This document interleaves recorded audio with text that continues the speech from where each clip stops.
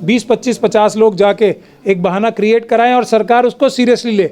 और यहाँ लाखों लोगों को नमाज़ पढ़नी है, उसको सरकार सीरियसली ना ले। देखिए, ये गैर आईनी और गैर कानूनी फ़ैसला है खट्टर साहब का।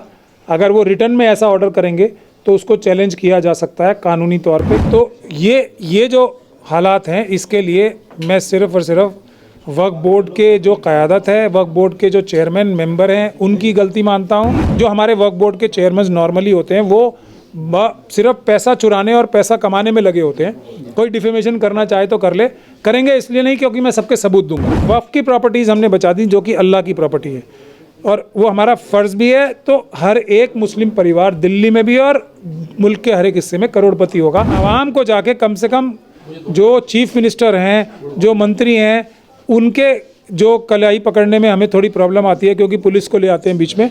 कम से कम जो हमारे अपने लीडर हैं उनकी तो कलाई पकड़ें, उनको तो जाके बेइज्जत करें, उनकी तो ज़रा बेनकाबी करें हम, ताकि उन लोगों को ही शर्म आए और वो प्रॉपर्टीज़ बचाएं। और हैदराबाद में ही मैंने अभी आपको उनकी वेबसाइट से दिखाया कि कितनी ज़्यादा 75 से ज़्यादा % लैंड एनक्रोच्ड है वक्फ की, कि हमारे जो बेस्ट हैं, बेस्ट ऑफ द बेस्ट हैं, वहाँ भी ये हालत है। तो कहीं ना कहीं बेईमानी तो हो रही है और हमारे अपने लोगों द्वारा हो रही है। अभी जिस तरह से हरियाणा में तकरीबन 2 महीनों से नमाज को लेकर एक इशू बना हुआ है और अभी 3 दिन पहले जिस तरह से सीएम खट्टर का बयान सामने आया और उसमें उन्होंने ये साफ कह दिया कि खुले में नमाज अदा नहीं की जाएगी। उसके साथ ही एक बात और कही गई उनके ज़रिए कि जो वक्फ प्रॉपर्टीज़ हैं उनके बारे में बात की जाएगी। आज इसी मामले को लेकर, प्रॉपर्टीज़ को लेकर महमूद पराचा साहब ने अपने ऑफिस में एक प्रेस कॉन्फ्रेंस रखी और ये बात उठाई गई है उनके ज़रिए कि वक्फ प्रॉपर्टीज़ पर ज़्यादातर जगहों पर देखने में ये आ रहा है कि बड़े बड़े मुस्लिम लोग उस पर काबिज़ हैं। या तो सरकारी प्रॉपर्टीज़, सरकारी जो दफातर उसके ऊपर बने हुए हैं, या लोग उस पर काबिज़ हैं। और उसके साथ ही जहाँ तक ताल्लुक़ है वक्फ बोर्ड का, तो उसमें हमेशा मुसलमानी चेयरमैन होते हैं और मेंबर्स भी जो है वो मुस्लिम्स होते हैं। उसके बावजूद इस तरह से हज़ारों सैकड़ों करोड़ रुपए की प्रॉपर्टीज़ दूसरों के हाथों में चली गई हैं और उसके लिए अब एक मुहिम चलाई जाएगी। क्या कहेंगे मैं सब, जिस तरह से बार बार ये कहा जाता है हरियाणा में मुसलमानों के ज़रिए कि हमारी जो वक्फ प्रॉपर्टीज़ हैं उनको आप दे दीजिए, हम खुले में नमाज नहीं पढ़ेंगे। देखिए, जो गुड़गांव का हाल है वही पूरे मुल्क का हाल है। जो सबसे बड़े लैंड बैंक के मालिक हैं उन्हीं को नमाज पढ़ने के लिए जो एक ज़रूरी मजहबी अरकान है उसी की जगह नहीं मिल रही। इससे ज़्यादा दुख की, परेशानी की और तकलीफ़ की बात कुछ हो सकती है? तो ये जो हालात हैं, इसके लिए मैं सिर्फ़ और सिर्फ वक्फ बोर्ड के जो क़यादत है, वक्फ बोर्ड के जो चेयरमैन मेंबर हैं, उनकी गलती मानता हूँ और अपनी आवाम की यह गलती मानता हूँ कि उन्होंने वक्फ बोर्ड के लोगों की लगाम कस के नहीं रखी। उनको, जो कि नौकर हैं, उनको नौकर नहीं समझा बल्कि मालिक समझने लगे हैं। ये आवाम की गलती है। और जब जो नौकर हैं वो मालिक बन बैठेगा तो फिर वो ये तो करेगा ही। अल्लाह ताला की ज़मीन के लिए भी अगर मुस्लिम आवाम खड़ी होके, जो ये बेईमान वक्फ के चेयरमैन मेंबर्स हैं मुल्क के हर एक हिस्से में, उनकी कलाई नहीं पकड़ेगा तो अल्लाह ताला हम सबको पकड़ेगा। मुझे इस बात में कोई शक शुबे की गुंजाइश नहीं। गुरुग्राम में ये देखने में आ रहा है कि बहुत सारी मस्जिद हैं, उनमें नमाज नहीं होती, लेकिन उसको खोलने को तैयार नहीं है। उसके अलावा एक ईदगाह की जो सबसे बड़ी प्रॉपर्टी है, उस पर भी फैसला जो है वो ये आ गया है कि वो एक्वायर कर ली गई है, उस पर आप हम नमाज नहीं पढ़ सकते। हालांकि नमाज अभी हो रही है लेकिन उसका केस चल रहा है। इसके अलावा अगर देखा जाए तो प्रॉपर्टीज़ पर, वक्फ की प्रॉपर्टीज़ पर अगर केस होता है तो बड़ी लंबी डेट्स मिलती हैं और उसके बाद देखने में ये आता है केस चल रहा है, उसी दौरान गवर्नमेंट ने उस पर कब्ज़ा कर लिया, जैसे कि अभी लाल मस्जिद की। नहीं, ये नाअहली है, वक्फ बोर्ड की नाअहली है, इसके अलावा कुछ नहीं है। और इसकी मिसालें ख़ुद हमारे ऑफिस से भी और दूसरी जगह से भी, जहाँ से भी अगर लड़ाई ठीक लड़ी गई है तो वहाँ जीत हुई है। दिल्ली का करबला जोरबाग एक उसका सबसे बड़ा एग्जाम्पल है, जहाँ के वक्फ बोर्ड भी ये कह रहा था कि इस प्रॉपर्टी को दे दिए जाना चाहिए। जो काबिज़ है, जो माली वहाँ पे मालिक बनने की कोशिश कर रहा था, उसको दे देना चाहिए 25-27 हज़ार पे, वो भी मुकदमा जीता गया है। ऐसा नहीं है। तो ये सिर्फ नाअहली है, चाहे वो लाल मस्जिद हो या दिल्ली की दीगर जगहें हों, क्योंकि जो हमारे वक्फ बोर्ड के चेयरमैन नॉर्मली होते हैं वो सिर्फ पैसा चुराने और पैसा कमाने में लगे होते हैं। कोई डिफेमेशन करना चाहे तो कर ले, करेंगे इसलिए नहीं क्योंकि मैं सबके सबूत दूंगा।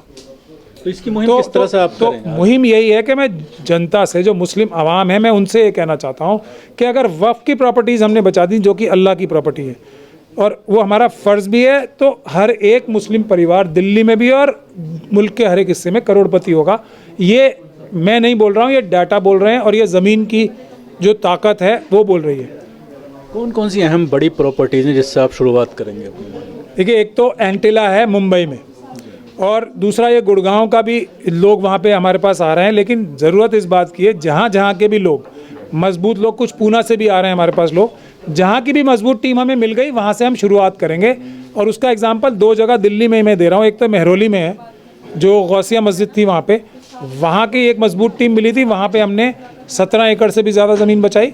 और दिल्ली में करबला जोरबाग में एक जो 10 एकड़ की लैंड है, 20 एकड़ की लैंड है, वो 50,000 करोड़ से भी ज़्यादा की है, वो भी अभी हाल ही में बचाई। वक्फ बोर्ड जो है वो स्टेट गवर्नमेंट के अंतर्गत आते हैं और देखने में यह आता है जिस पार्टी की सरकार है उसके ही लोग उसमें होते हैं और उसके बाद सरकारों के खिलाफ कुछ एक्शन नहीं ले पाते।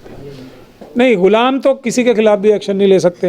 तो मैं इसीलिए कह रहा हूँ ना, आवाम को जाके कम से कम जो चीफ मिनिस्टर हैं, जो मंत्री हैं, उनके जो कलाई पकड़ने में हमें थोड़ी प्रॉब्लम आती है क्योंकि पुलिस को ले आते हैं बीच में, कम से कम जो हमारे अपने लीडर हैं उनकी तो कलाई पकड़ें, उनको तो जाके बेइज्जत करें, उनकी तो ज़रा बेनकाबी करें हम, ताकि उन लोगों को ही शर्म आए और वो प्रॉपर्टीज़ बचाएं। हर एक इंसान की, मुस्लिम इंसान की ये ज़रूरत है कि वो जाए और वक्फ बोर्ड के ऑफिस में जाके हर एक प्रॉपर्टी का मुआयना करे और उसकी तफसीलात जाने और पकड़े कलाई से हर एक वक्फ बोर्ड के चेयरमैन को और हर एक वक्फ बोर्ड के मेंबर को।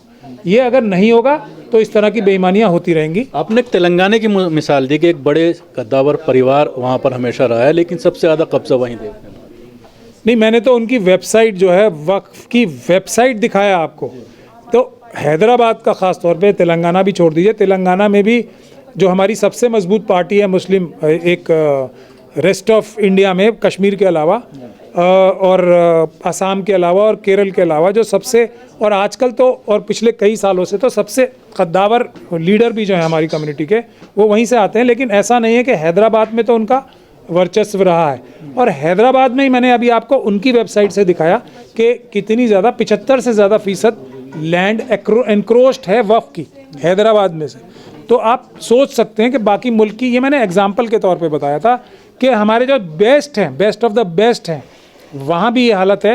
तो कहीं ना कहीं बेईमानी तो हो रही है और हमारे अपने लोगों द्वारा हो रही है, अपने ही लोगों, अपने ही हाथों से, मतलब क्या कहा जाए कि अपना ही चिराग जो है वो घर में आग लगा रहा है। इसमें कोई शक और शुबे की गुंजाइश बिल्कुल भी नहीं। सीएम खट्टर ने 3 दिन पहले एक बयान दिया कि खुले में नमाज नहीं होने दी जाएगी और उसको कहीं ना कहीं प्रशासन ने एक ऑर्डर के तौर पर लिया है और अगले हफ्ते नमाज नहीं होने वाली। देखिए, ये गैर आईनी और गैर कानूनी फैसला है खट्टर साहब का। अगर वो रिटर्न में ऐसा ऑर्डर करेंगे तो उसको चैलेंज किया जा सकता है कानूनी तौर पे, क्योंकि उसकी वजह ये है कि जो पब्लिक प्लेसेस होती हैं उसमें हर तरह की पब्लिक की जो ज़रूरतें होती हैं या कोई कार्यक्रम होते हैं, उनकी परमिशन मिलने का प्रावधान होता है। वो परमिशनें मिली हुई भी हैं। अब अगर वो परमिशनें कैंसिल करनी है तो उस सारे वजूहात को कैंसिल करके कर सकते हैं। इसलिए नहीं कि खुद उन्हीं की तंजीमें जो हैं, जो उनसे जो सिस्टर ऑर्गेनाइजेशंस हैं, उनको वो खुद भेजें और ख़ुद उसको बहाना क्रिएट कराएं।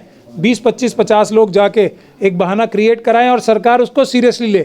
और यहाँ लाखों लोगों को नमाज़ पढ़नी है, उसको सरकार सीरियसली ना ले। ये बेईमानी भरा फैसला है जिसके खिलाफ कोई भी अदालत में जाया जाएगा तो इसको निरस्त किया जा सकता है। और पब्लिक प्लेसेस में, पार्क्स में पब्लिक एक्टिविटीज़ का प्रोविज़न होता है, इसीलिए पब्लिक पार्क्स होते हैं। पिकनिक भी कर सकता है आदमी, कोई जैसे पिकनिक कर सकता है तो वहाँ नमाज भी पढ़ सकता है। कोई जाके अपने कोई एक रिलीजियस गैदरिंग करना चाहता है तो जैसे ये जो कवि सम्मेलन भी कर सकता है या जगराते भी होते हैं और इस तरह की बहुत सारी रिलीजियस कार्रवाइयाँ होती हैं पार्क्स में।